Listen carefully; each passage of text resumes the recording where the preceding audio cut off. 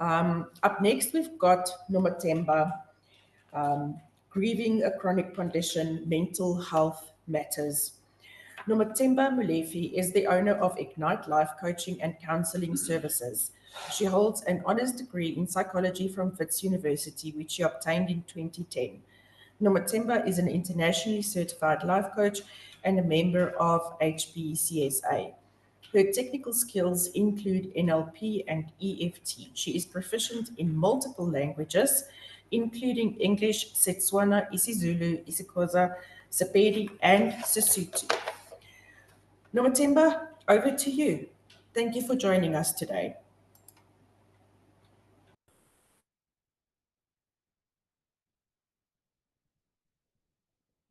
Thank you, Tanya, and hello, everybody, and welcome. Let me just share my screen quickly so we can get started. Thank you so much for having me here. Can everybody see my screen yet? Share. All right, can you all see my screen? It's just Hello? black right now. Can you hear me? It's Tanya? black right now, Nomathemba. It's It's just just blank. black. Yeah, there we go. There we go. Uh, Oh, is it there now? All right. Yeah. I think my internet might be a little bit unstable. I hope it will carry us through though. Just let me know if I do maybe freeze or cut off. All right.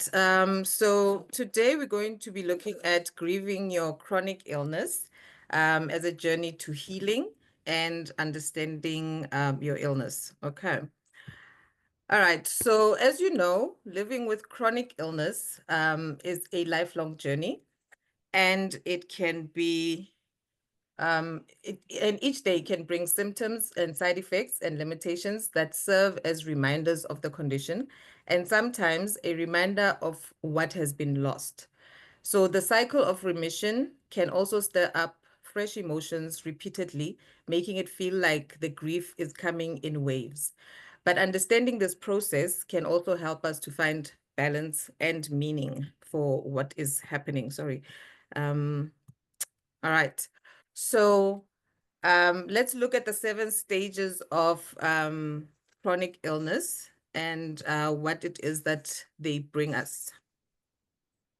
So firstly, we have at the beginning of diagnosis, we have denial and shock. This is when you are newly diagnosed or facing new symptoms. There's where disbelief takes over, and you might struggle with like acceptance and the reality of facing your condition. And then secondly, we have pleading, bargaining, and desperation. This is where guilt and shame often follow. You might think back to the life that you had before the symptoms started, and you wish that you could do like undo what has happened. Questions like, what could I have done differently, or how can I make this stop, often fill your mind. The third stage is anger. This is when frustration sets in. You might feel anger towards yourself, towards your body, or towards life in general. And you get a lack of control that can be overwhelming. And next, you have depression and anxiety. This is where worries about your future, feelings of helplessness, and sadness about your condition are very common at this stage. You might start mourning the life that you thought you would have. In the fifth stage, there is loss of self and confusion. This is adjusting to life with chronic illness, can make you feel like a stranger to yourself because you don't recognize the person that you've become now. And you might find yourself asking, who am I now, as you grapple with your changing reality. Then at number 6, we have re-evaluating of life. This is where you re-evaluate your life, your roles and your goals.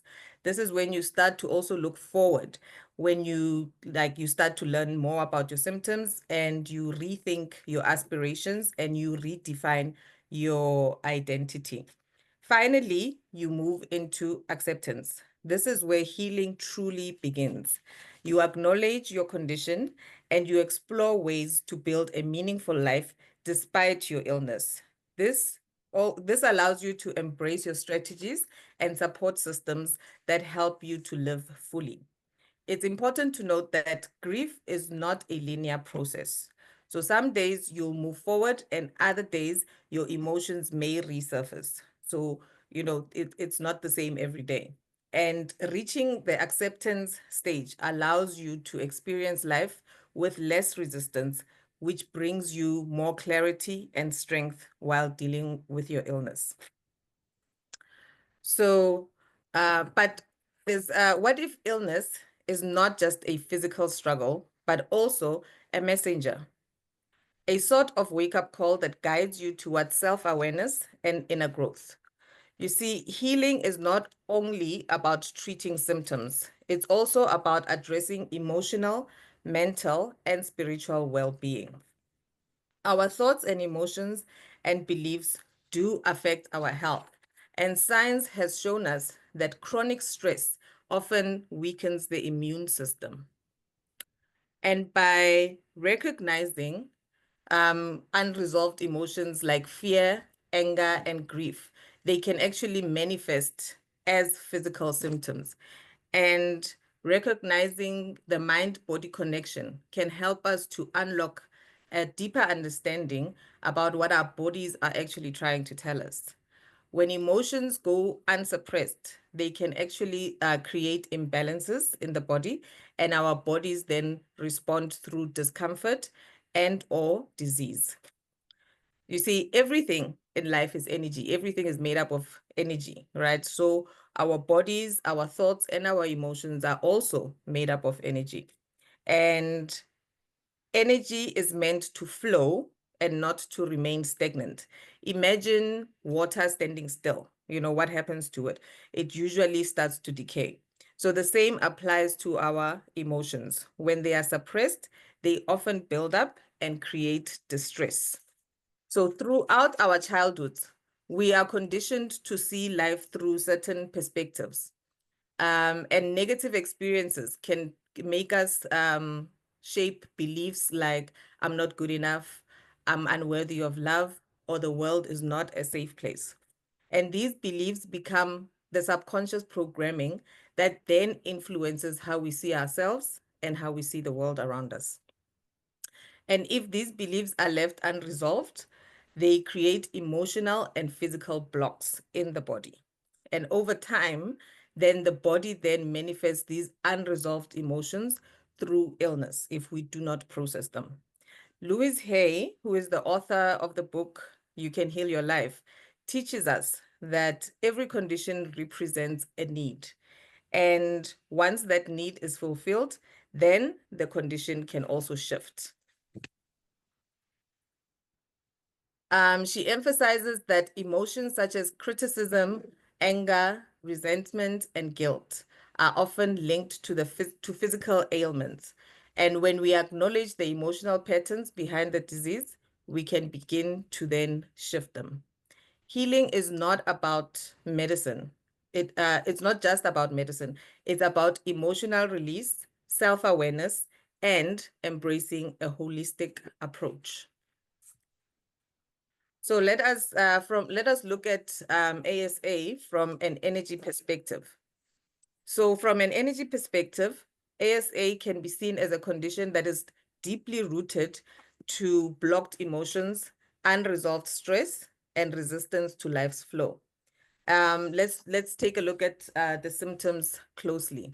We have inflammation, which often represents anger and frustration that has not been processed. The body is literally on fire and with unexpressed emotions, signaling an urgent need for release and for healing. Joint stiffness often symbolizes rigid thinking or resistance to change. And when joints become inflexible, it reflects a difficulty in adapting to life's shifts and transitions. Lower back pain is tied to financial and emotional support. Discomfort here indicates fears around stability, feeling unsupported, or carrying heavy burdens related to survival and security. Pelvic pain When it comes to pelvic pain, the pelvis is the center or foundation of stored emotions. So pain in this area may suggest that you are holding on to old wounds, unresolved trauma, or fear of moving forward. And fatigue, which is chronic exhaustion, reflects resistance, which is a lack of alignment with one's path. It may stem from emotional burnout, disconnections from purpose, or doing things that feel forced rather than fulfilling. Arthritis in general is attached to criticism and resentment from feeling unloved. So from this perspective, ASA can be interpreted as the body's way of demanding attention to deeply rooted emotions and beliefs. This discomfort, it serves as a wake-up call, urging a shift towards emotional release, self-acceptance, and flexibility in mind and in spirit. And healing goes beyond the symptoms, goes beyond symptom management. It is about addressing the deeper energetic and emotional roots of the condition. By exploring past experiences, shifting limiting beliefs, and allowing energy to flow freely, there is potential for transformation, both on a physical and on an emotional level. Some strategies that you can use for healing may include things like self-reflection, doing affirmations, engaging in energy healing practices, meditation, and getting counseling or coaching therapy. So at this point, I don't know if because I know that the previous doctor ran a little bit over time. I don't know if we have time to just do a short practice of energy healing practice. Tanya, can you just confirm? Hi, yes, Nomathemba, I think we can. We've got our lunch break Uh, up next, starting at 1, but I'm sure if we run a little bit after 1, it should be fine yeah, with everyone. it's just a short practice, and then yeah. No, I should be able to finish. I will be able to finish on time. I'll just make it quick. All right. So what I'm going to do then is talk you through and I would like you to practice with me as I do the energy healing practice. Okay. And this is something that you can do on your own, just in your own space. Okay. So when you like, I just want you to bring to mind all the emotions that are around, your illness, the pain that you're going through, and everything that how it makes you feel. So any frustrations, any anger, any depression, anxiety, I just want you to bring that up into your mind right now. And then I'm going to instruct you to put your hands together like this and then put them on your chest, on top of your heart, basically. And then close your eyes. You're going to take 3 deep breaths, right? In through the nose and out through the mouth. This practice is actually a forgiveness exercise that you can do. So you take 3 deep breaths in through the nose and out through the mouth. As you breathe in through the nose, I want you to imagine the air going in. So you can give it a color, you can give it a temperature, something that can help you just with the imagination of seeing the air going into your lungs. And as it goes into your lungs, I want you to hold for a few seconds and watch it as it cleans up your heart space, basically. So it's basically just dealing with whatever is in your heart and cleaning up that heart space, the broken pieces, um, whatever unhealed emotions are in there. So I want you to watch as the air goes around in your heart space, and then you breathe it out. It's like taking out the trash. So you breathe in clean air, it goes around in your heart, and then you breathe out after a few seconds. Okay. So you do that 3 times.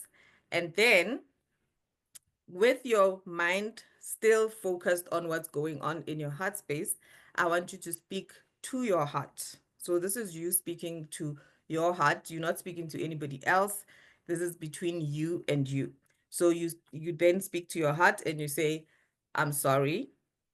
please forgive me, I love you, and thank you. So you say these words out loud. Hopefully you are in a space where you can say them out loud. If you are not, it's fine. You can, say them quietly, but if you can, rather say them out loud. And then at the end, you take another 3 deep breaths just to purify the space. Okay, so can we get started with it? Is everybody on board? All right, so I'm going to start. Close your eyes, put your hands over your heart space, close your eyes and focus on your heart, on the space around your heart, okay? And take a deep breath in through the nose, hold for a few seconds, and out through the mouth. Take another deep breath in and out. Another deep breath in and out. Now, with your mind still focused on your heart, I want you to say these words to your heart. I'm sorry. Please forgive me. I love you. And thank you. Now take another 3 deep breaths in through the nose, out through the mouth.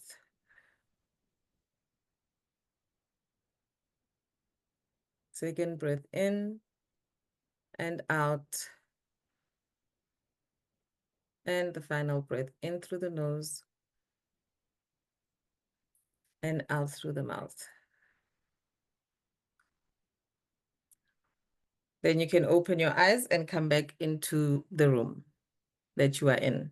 So this kind of practice, it helps us to connect to ourselves. It helps us to connect to how we are feeling, to speak to ourselves with kindness, to start acknowledging that we've been through a hard time, that we are going through pain, and basically not gaslighting yourself, as the doctor was saying about other doctors gaslighting patients because of, saying they are not really in pain, but just acknowledging yourself and starting to build that connection with yourself where you actually say to yourself, I'm so sorry that you are going through this, like saying the words that you want to hear from other people. It's very important for you to build that relationship and start saying those words to yourself, okay? So this practice is known as Ho'oponopono. It is actually a Hawaiian practice that we do. So, chronic illness may change your life, but it doesn't have to define it. And by understanding grief, emotions, and the energetic messages behind dis-ease, we can create a life that is filled with meaning, even in the face of challenges. Healing begins with self-reflection, emotional awareness, and a commitment to honoring your body's needs. Your journey is unique, and your story is still being written. Thank you for your time. Do we have any questions? Or can you tell me what has resonated the most with you today?